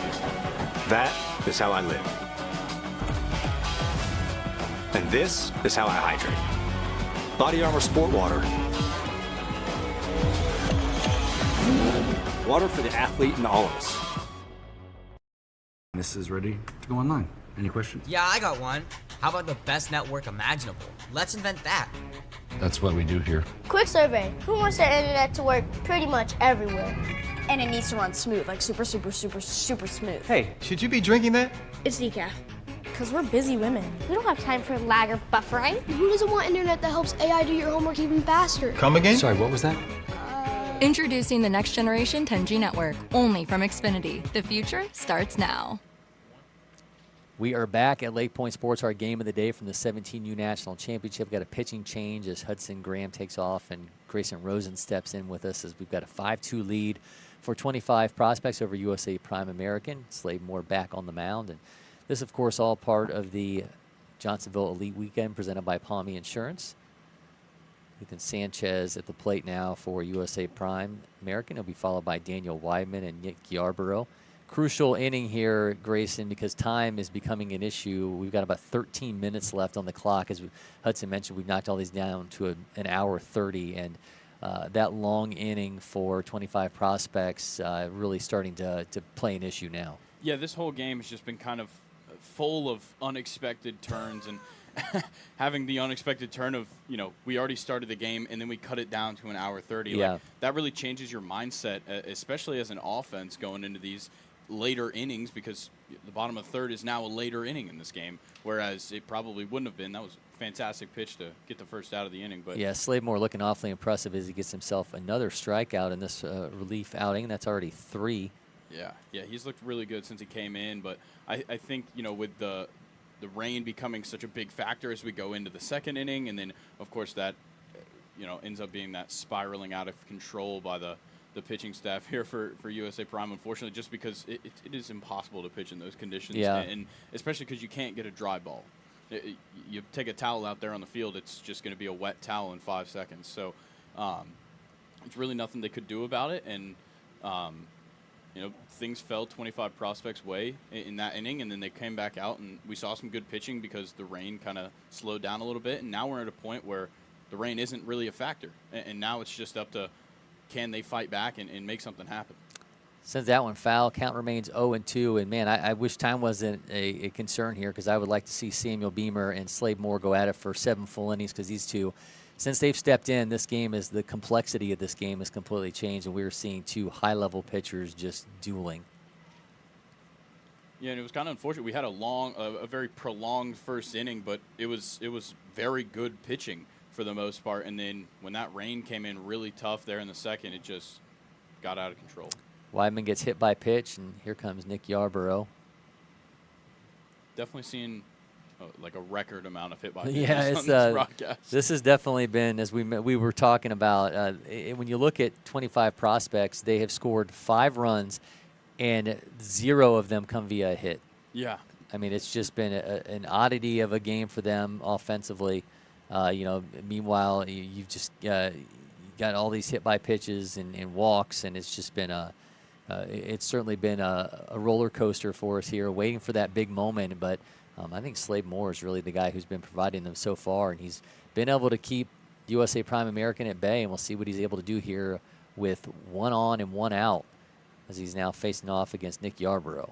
Yeah, for Slade, it just, he was lucky to come in that second inning and inherit these runs that were given to him, and he's just done such a great job of obviously pitching considering these conditions, but also just knowing that he's got a lead and he's got to hold on to it is a tough thing to do. You're still, it's only a 3-run game, and we saw how quickly 25 prospects could put some runs up. So USA Prime is more than capable of doing the same thing, and for Slade Moore to come out and pitch like this and like he's looked throughout these 2 innings it's impressive. 3-1 is the count to Yarborough, and then we've got Wade Hartrick, excuse me. Skies that one back foul. I don't believe we've had a game that hadn't made it out of the 4th inning on one of these. Yeah, I don't think so. But something I've noticed kind of about Nick Yarborough here and his approach at the plate is he is more than willing to foul off as many pitches as he needs. He did it in his first at bat, just even like some moments where it's just like kind of toss the bat at the ball because he can't even tell if it's going to be a strike or not, and just make sure that he extends this at bat a little bit longer, and that's what he's doing right here. Now he's got a full count. He's already fouled off a couple. I really like his approach so far. He's got a 3-2 count.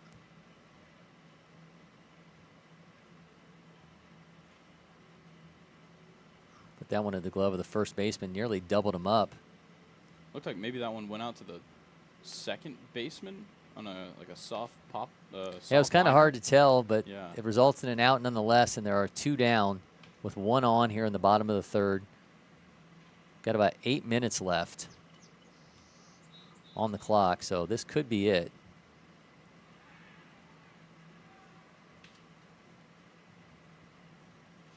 That was a good pitch. Came in just a little bit too low, but I'm still liking what Slade Moore's doing, kind of controlling the zone, trying to figure things out here. Sent that in for a strike. In control here against Wade Hartrick, who's 1 for 1.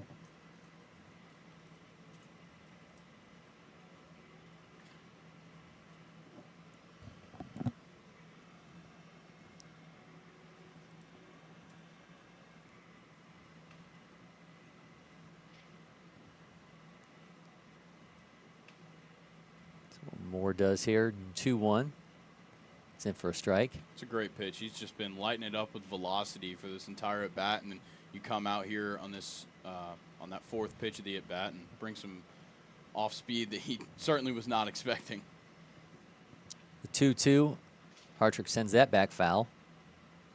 And now you've got him defensive. You know that, or he knows that you can switch up the speeds now. You light him up right there. He's way late on it, just having to keep his at bat alive and maybe change up the speed once again on him. We've seen a lot more slider than we have curveball from Moore when he's been on the secondary. Let's see what he goes to here.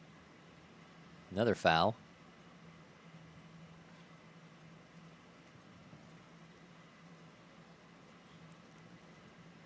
A good job by Hartrick to keep this going. It's tough. Once you know that a pitcher has kind of established exactly what he knows he can do to you, and he's seen it happen in this at bat already, it's really tough to keep the bat going or even just try and predict what's going to be thrown at you. Another 2-2 from Moore. Another foul. No, that's going down the right side. It is playable and catchable as right fielder's got that. And Strand, another couple runners. 5-2, though, is the lead for 25 prospects. See if we get another inning of play here. We'll be back. You are watching the 17U National Championship from LakePoint Sports. At Academy Sports and Outdoors, you'll always find more fun with great brands at the best prices. More of this, and this. So you can get together for a little of that, and a lot more of that. And even some of that, and that's good. Have more fun with great brands at the best prices. Only at Academy Sports and Outdoors.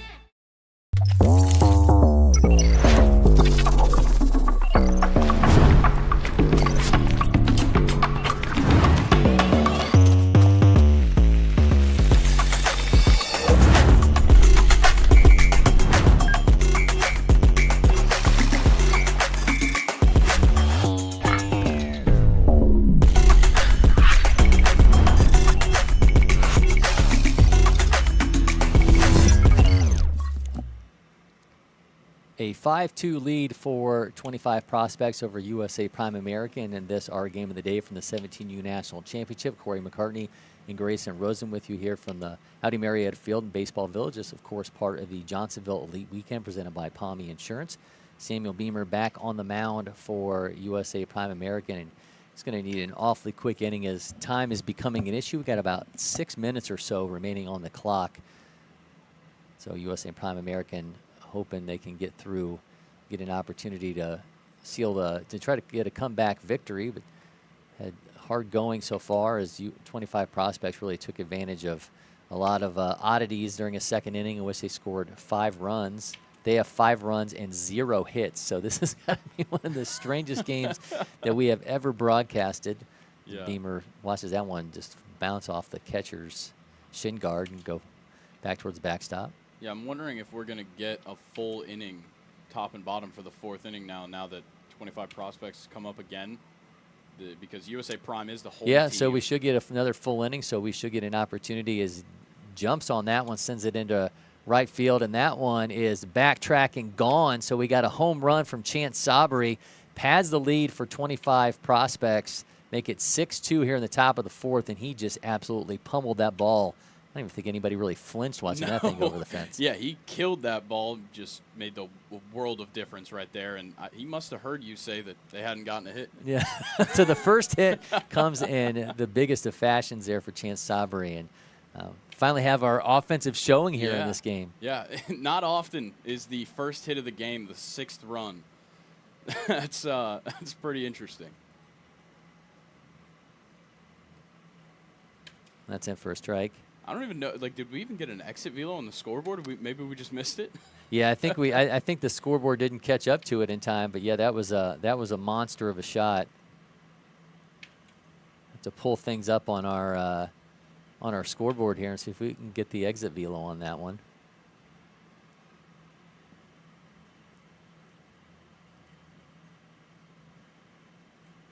Yeah, we don't have the exit velo on that one, unfortunately.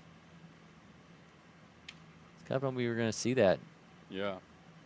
Just a fastball down in the bottom right of the strike zone and just jumped all over it. Did a great job of getting to the ball on that pitch.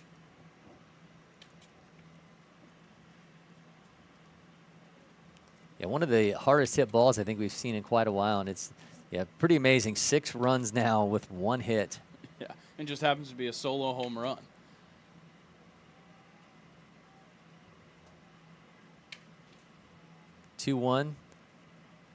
First baseman gathers it, throws this Beamer, but not going to be able to make the plays. That one's going to get away and head on to second base. Had to kind of pull back a rushed throw and kind of had to reach back and was unable to make the play. So we're going to have a runner at second. Yeah, I was kind of scared that we might have seen a collision right there. When the first baseman missed it, he kind of turned over and looked over his shoulder. Luckily, he kind of got out of the runner's way and let him get past. But good heads-up running right there. As soon as it got by, you could tell he was ready to round. So Hudson Brustevich is going to be standing at second base. Stephen Fountain has seen 2 pitches today, and they both hit him. So let's see if he's able to extend this at bat past 1 pitch. Oh, and it nearly gets him again as Brustevich is on. He is 6'10" and apparently is the biggest target on the field. I was about to say, vertically, there is a lot of area that you could hit him. So it makes sense that he could be getting hit by pitch. That one just about skimmed the top of his head, so that's about 7 feet in the air. So he will see his second pitch of an at-bat, first for him today, as that one sails high. He's just got to be beside himself because he kind of glances over towards the dugout. Comes a 2-0. Swings through that. I really like that Samuel Beamer's come out in this inning and just is throwing competitive pitches. Obviously, those first two of the ones just seemed like he didn't get a hold of them, but he's liking to just hit the zone and make somebody do something about it.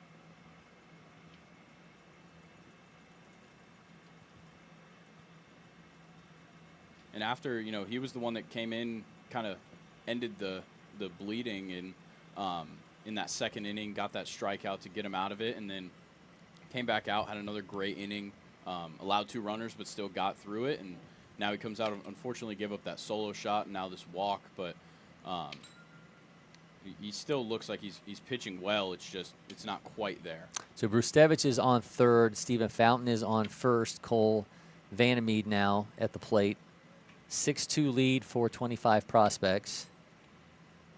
You can tell they're coming to the plate with confidence. These guys want to swing. They want to continue to get some insurance for their pitching staff. So I think that's been the big shift here going into the 4th inning. It's just 25 prospects has all the confidence in the world at the plate. For a team with 1 hit, too. Yeah.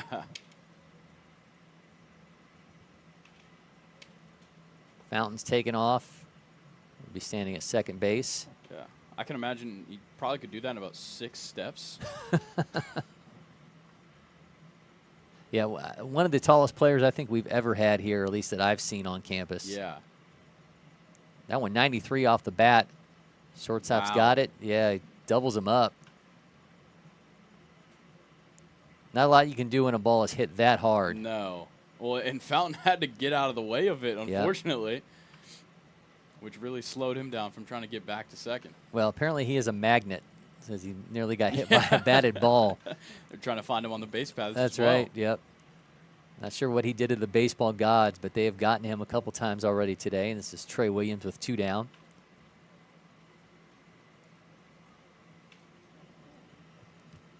(6-2) lead for 25 prospects. Padded that here in this top of the inning with a Chance Sabri home run.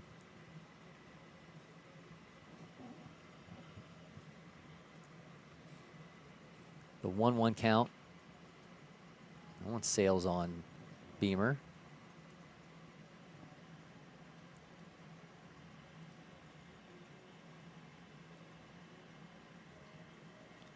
I think now for Beamer, it's a combination of course, it's still kind of damp and wet out there, but also, it's starting to heat up, and now it's just going to be that humid, the humidity just causing him to sweat on the mound. It's going to be impossible to keep your hand dry out there. It's just as tough to keep the grip on the ball when it's pouring rain as if you're just, if your hands are super sweaty. Yeah, the one hopeful thing is that he's got some dry spots in that uniform that he can at least wipe his hands off, something that Ethan Sanchez didn't have the luxury of as that's in for a strike. You really feel for the pitchers in those situations like Sanchez was in. It's like you can't control the baseball. You just really nothing going your way. You can't get dry. Yeah, that's kind of the moments where you have to kind of change your approach on the mound to what you're trying to accomplish here. Are you trying to, continue to play the same game you were in the first inning when the conditions were different, or are you just trying to play damage control? And it's something that's really tough to switch up in the middle of a game. Looks like we're juggling here between the catcher and the pitcher, just switching out balls with the umpire. This is Juan Yanis, third baseman. Yanis is 0 for 2.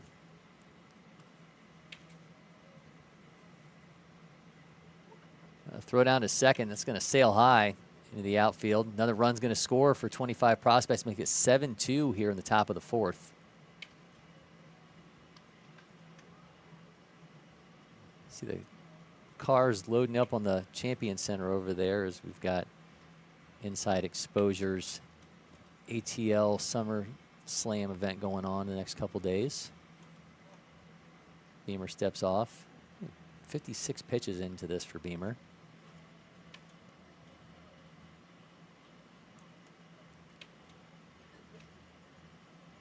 Misses his footing, running to 2-0.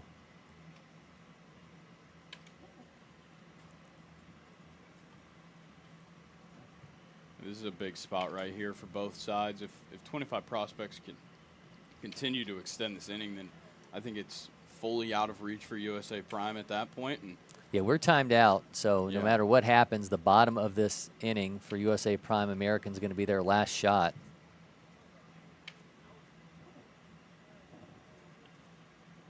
You really got to try and just dial something in right here and see what you can work with. 2 more runs have crossed the plate for 25 prospects in this inning. Still just 1 hit.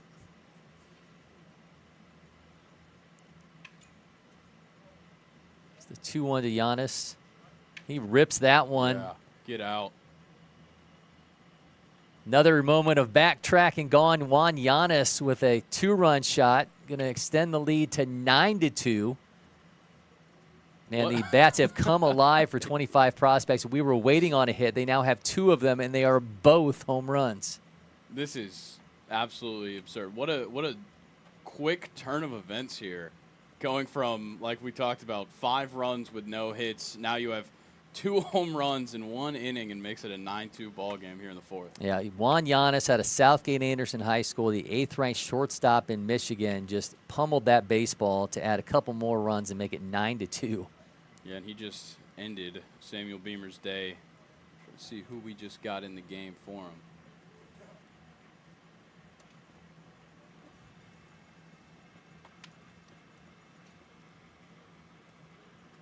Going to 0-0 here. That's going to be Brooks McDonald.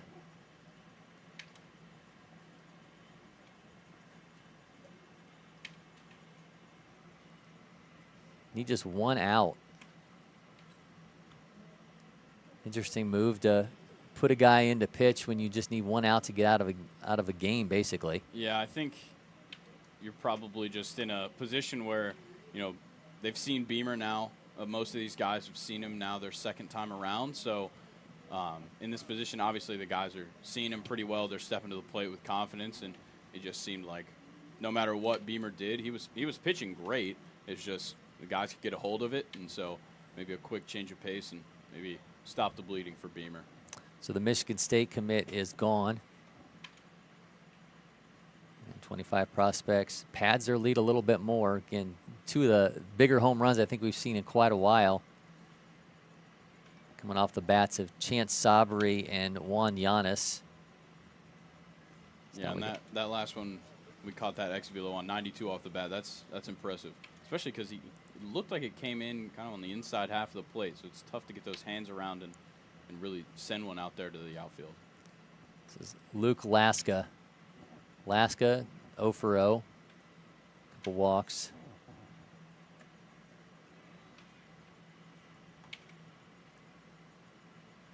McDonald misses, makes it 1-0.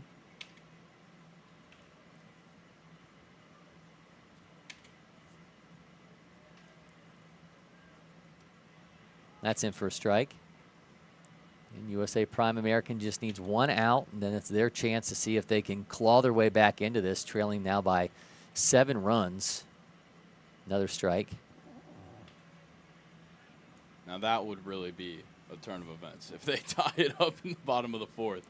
Well, so here's a question for you. What does 25 prospects do pitching-wise? Do they go back to Slade Moore after a little bit of a longer break here and try to finish this off, or do they bring in a different look, a different arm, and a guy who, you know, is maybe going to have not just sat there and watched his arm tighten up during a long offensive inning? I don't know, but we'll see, because we just got the strikeout there for USA Prime, and they're going to come back out for their last chance. All right, so McDonald gets the K. 9-2 is the lead for 25 prospects. We will be right back from LakePoint Sports.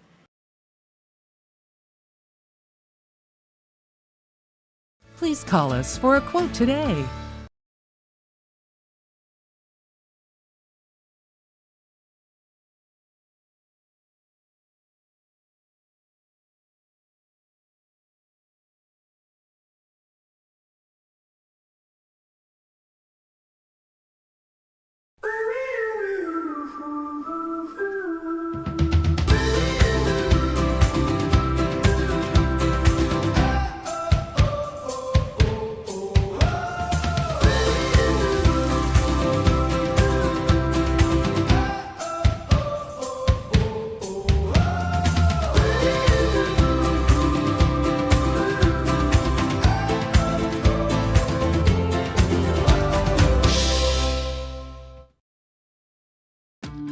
Windscreen Factory, more than just windscreen.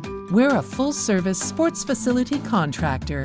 We manufacture windscreen for sports and construction, do fence repair and installation, and fabricate field netting and batting cages.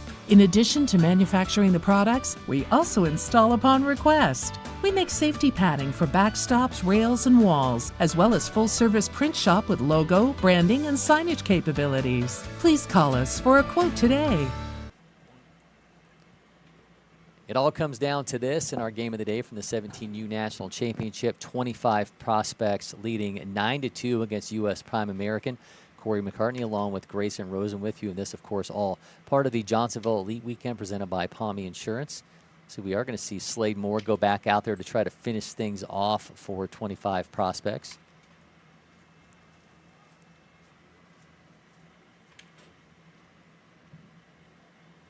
See who the USA Prime American team are going to put things on as they try to claw their way back into this. Yeah, and they've got kind of the bottom half of the order coming up to try and get something started here. This is Anthony Elijah, the catcher. He'll be followed by Cross Redden and Mason Van Wyck.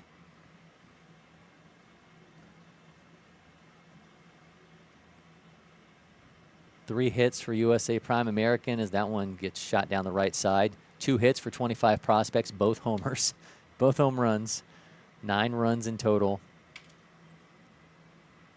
Went into a situation where the 4th inning they had 0 hits, and we waited, finally got one via home run from Chance Sabri, and then a few batters later, Juan Yanis comes through with a 2-run shot of his own. Looks like Slade Moore did exit the game. This is, I'm seeing Senko, who's... Oh, yeah, we do have a pitching change.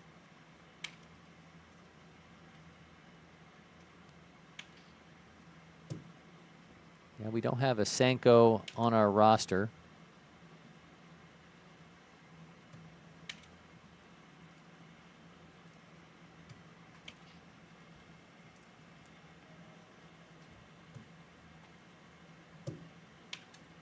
And no Senko, unfortunately, on the prep baseball roster for this event.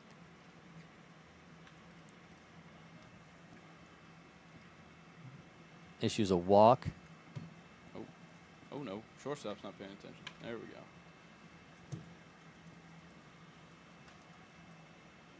All right, well, USA Prime's got something. They've got a base runner to start the inning off, no outs.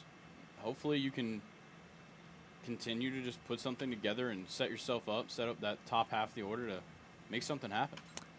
Nate Sanko, Lakeland High School 2025. Outfielder and pitcher. Thanks to the help of Google. This is Cross Redden, swings through that for a strike.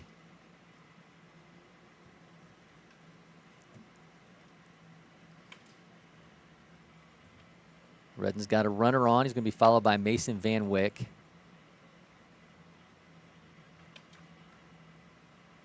Yeah, Slade Moore was awfully impressive in his relief outing. Came through with a couple big moments. Ends up with 2 innings pitched, 3 strikeouts, 1 walk, a couple hit batters. Yeah, 2 of those strikeouts coming in an inning where he hit the first batter, walked the second batter, and then gets 2 strikeouts, forces a flyout. It was very impressive stuff that we saw from him, and we'll see what we can get here from Nate Sanko. He's got a 3-1 count to Redden. Redden puts this one down the left field line. Definitely got his hands to it. I think he saw something he liked, was just a little bit too early. The count's now full. Again, Redden will be followed by Mason Van Wyck, and then it's Brooks McDonald, and then we're potentially back to the top of the order. And it's going to have to happen if USA Prime American's going to fight their way back into this. That's one right back to Sanko. Doubles him up. Nice defensive work from Nate Sanko. That was not an easy one. Just under 85 miles an hour off the bat, straight back at him. Sanko holds onto it and keeps the composure, makes a good play. Yeah, stayed really calm, right? I mean, it looked like he was barely even moving on that PFP drill. So now it's down to Mason Van Wyck, the last hope for USA Prime American. Things have very quickly changed.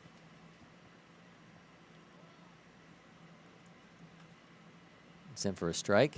Yeah, those are the kind of plays that you're looking for. That's like the ones that headline a victory that you see. It's like those kind of plays that kind of show you why they're doing so well. Because obviously if you looked at the box score before those 2 homers, it was like, how did they even end up in this position? And now you go down the line and you've got 2 big homers, you've got great pitching, and you've got that great moment right there. Check swing, did he go? He did Yes, indeed he did. go, and that's going to finish off a strange ending to a strange game nonetheless. 9-2 is the win for 25 prospects over USA Prime American. Just a crazy game filled with almost everything you can think of that wasn't offense until it truly mattered in the 4th inning, and 25 prospects pad this win. We'll be back here from LakePoint Sports as we hand out Player of the Game.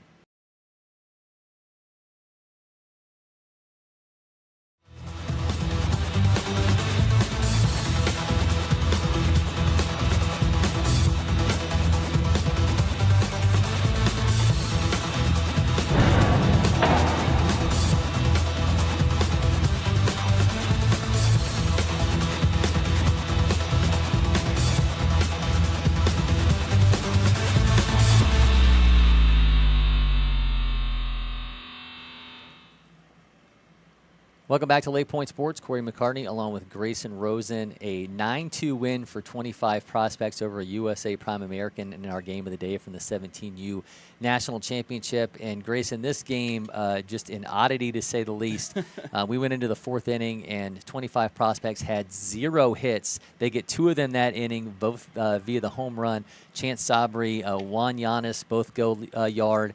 They had 5 runs in the 2nd inning, and no one had an RBI. This was just a really strange game. Yeah, it was super weird. Kind of the whole game, just different things happening. We had some interesting occurrences there at the end of the bottom of the 1st that extended that inning, and then we saw runs score, and then we come back out, and it's pouring rain for the 2nd inning.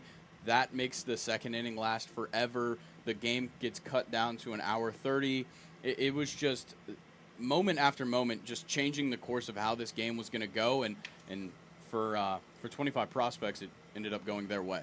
Yeah, and it ends on a check swing that we ended up seeing. I mean, it was just an oddity of a game to say the least. But talk about player of the game, and we were waiting for that first hit for 25 prospects. Despite having 5 runs, they didn't have 4 runs. They didn't have a single hit to that point. Until Chance Sabri changes everything with a solo home run. Of course, Juan Yanis follows, but Chance Sabri, 2 walks in that shot. I mean, I think that ultimately, you talk about a guy who's going to be back here for the senior feature games, making his case for a big week ahead for him as he gets things going with that home run. Yeah, that's the kind of game-changing, momentum-shifting moves that you need in a game. Earlier in the game, he contributed by sitting, waiting, watching, getting that walk, which scored in a run, and then just waiting his turn. And they got the opportunity when they came back out to go out, score runs, and seal this game, and that's exactly what he started with that solo shot. Yeah, Chance Sabri, the 3rd-ranked first baseman in Michigan in the class, 60th overall out of Dexter High School, again in Michigan. So Chance Sabri is your player of the game as a 9-2 win for 25 prospects. So a big opportunity to him. He's going to be back here, as they mentioned, for senior feature games. So this could be the start of a very big run for Chance Sabri. And 25 prospects is a big win in pool plays. We inch that much closer to bracket play on Monday and the championship game on Tuesday. Make sure you join us for that, as we'll have it for free again on X, YouTube, and Facebook. So make sure you stop by and join us for that broadcast. Until then, for Grayson Rosen and producer Mason Monroe, I'm Cory McCartney signing off from LakePoint Sports.